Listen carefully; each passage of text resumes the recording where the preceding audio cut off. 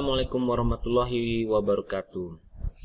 Selamat, apa kabar? Kita ketemu lagi di Mapel Simkomdi. Kali ini kita akan membahas tentang konsep dasar simulasi digital. Konsep dasar di sini adalah bagaimana sih mengkomunikasikan gagasan atau konsep melalui presentasi. Tujuan dari pembelajaran ini, peserta didik mampu mengenali masalah. Peserta didik mampu mengkomunikasikan masalah yang ditemukan. Peserta didik mampu menemukan solusi masalah yang dihadapi. Di sini, pada dasarnya, sekolah menengah kejuruan atau SMK bertujuan untuk membekali siswanya dengan keterampilan kejuruan untuk mengatasi masalah.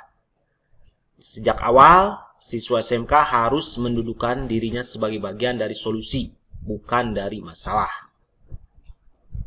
Manusia sebagai makhluk sosial harus pasti berinteraksi dengan manusia lainnya. Hal itu terjadi karena manusia adalah makhluk sosial yang harus tetap berhubungan dengan manusia lain dan setiap manusia memiliki keterbatasan. Manusia yang berguna adalah mereka yang mampu memanfaatkan pengetahuan dan keterampilan yang dimilikinya untuk menyelesaikan masalahnya sendiri atau untuk membantu menyelesaikan masalah orang lain. Menemukan masalah adalah kegiatan awal sebelum menyelesaikannya. Seseorang berpikir untuk mendapatkan solusi yang menjadi arah utama untuk menyelesaikan masalah. Mengatasi masalah, solusi yang terbaik adalah ide kreatif. 1. Mengatasi masalah secara permanen. Kedua, dapat dilakukan sesuai dengan kemampuan kita. Kemampuan kitanya sampai di mana kita menyelesaikan masalah. Bermanfaat bagi orang. Jadi bermanfaat bagi orang banyak adalah bermanfaat yang sangat baik. Selanjutnya yang keempat, tidak bertentangan dengan hukum, kesantunan, norma yang berlaku. Yang kelima, mampu menginspirasi orang lain. Komunikasi dan perangkatnya. Di sini, ketika berkomunikasi, pasti kita memerlukan perangkat. Di era teknologi ini, kita pasti menggunakan teknologi. Hakikat berkomunikasi adalah menyampaikan gagasan atau konsep kepada orang lain.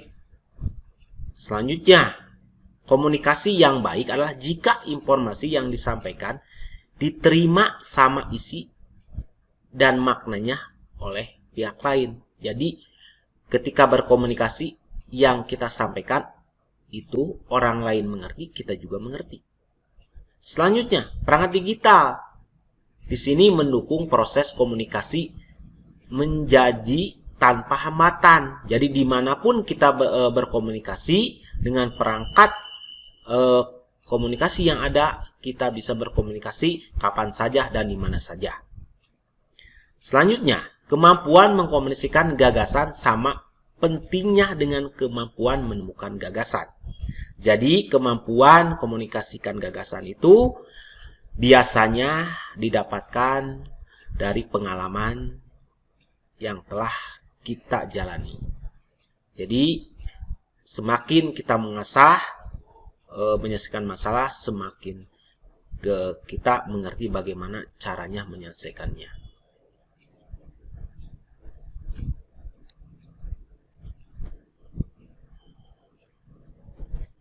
Terdapat berbagai cara berkomunikasi untuk mencapai komunikasi yang baik. Jadi menerima informasi itu ada yang orang itu yang menerima itu mengerti melalui gambar atau bagan serta penjelasan cukupnya sebagai pengganti percakapan verbal atau informasi tertulis. Jadi ada orang yang mengerti informasi itu melalui gambar. Ada juga yang menerima informasi itu melalui video atau video animasi disertai penjelasan cukupnya sebagai pengganti cara berkomunikasi lainnya. Jadi ada beberapa orang yang mengerti bagaimana menerima dan informasi itu secara baik, apakah mengertinya melalui tulisan atau melalui video. Kita mampu menemukan masalah pada saat itu secara tidak sengaja kita mengakui kenyataannya yang ada pada kita. Artinya kita menyadari adanya kekurangan. Menyadari kekurangan diri sendiri adalah perbuatan yang paling jujur. seorang dapat menipu orang lain tetapi tidak dapat menipu diri sendiri. Jadi perbuatan kita, bagaimana sih kita mampu menemukan masalah dan menyelesaikannya. Jadi kemampuan kita itu ada kekurangannya dan ada kelebihannya. Jadi dengan ini, dengan adanya masalah, pasti kita harus bisa mencari solusi. Bagi siswa SMK, ketika menemukan masalah, misalkan dari pembelajaran daring ini, kita harus mencari solusinya sih, bagaimana kita supaya bisa belajar daring itu ya. Untuk mempertimbangkan berbagai ide yang akan dipilih sebagai solusi mengatasi atau memecahkan masalah, seorang memerlukan informasi atau pengetahuan. Jadi di sini idenya sih bagaimana sih kita memecahkan masalah atau mengatasi masalah itu.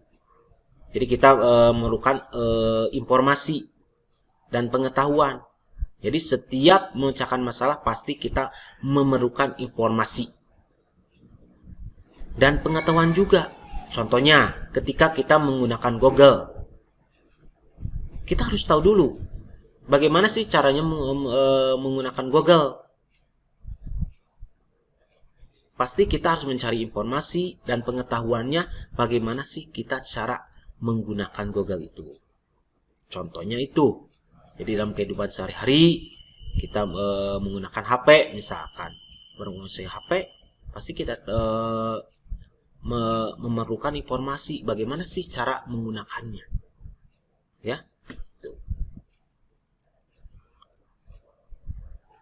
Perilaku menentukan ide terpilih sesudah proses mempertimbangkan satu demi satu ide atau solusi ditemukan. Merupakan perilaku aktif. Perilaku aktif di sini, perilaku arif ini adalah mempertimbangkan baik buruk, untung rugi akan membentuk sifat kebijaksanaan.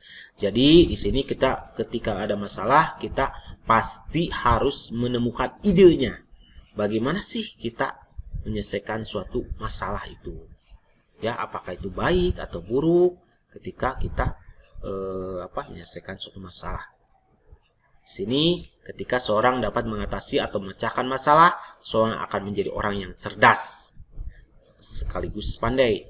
Di sini cerdas adalah orang tersebut menemukan ide kreatif yang digunakan untuk mengatasi atau memecahkan masalah. Terus pandai, orang itu mampu mendapatkan informasi atau pengetahuan yang dimilikinya untuk mencari solusi. Siswa SMK jangan menundukkan diri sebagai bagian dari masalah. Duduklah diri sebagai bagian dari solusi yang merupakan perwujudan rasa tanggung jawab yang pada akhirnya menukar karakter dan sikap bertanggung jawab. Terima kasih. Mungkin penjelasan singkat tentang konsep simulasi digital. Sekian ya. Kita lanjutkan dengan materi selanjutnya adalah tentang algoritma. Mudah-mudahan semua walaupun kita belajar jarak jauh tetap semangat dan belajar. Jangan lupa kerjakanlah tugas yang diperintahkannya dan isi absen juga dan tugas itu tepat waktu. Assalamualaikum warahmatullahi wabarakatuh.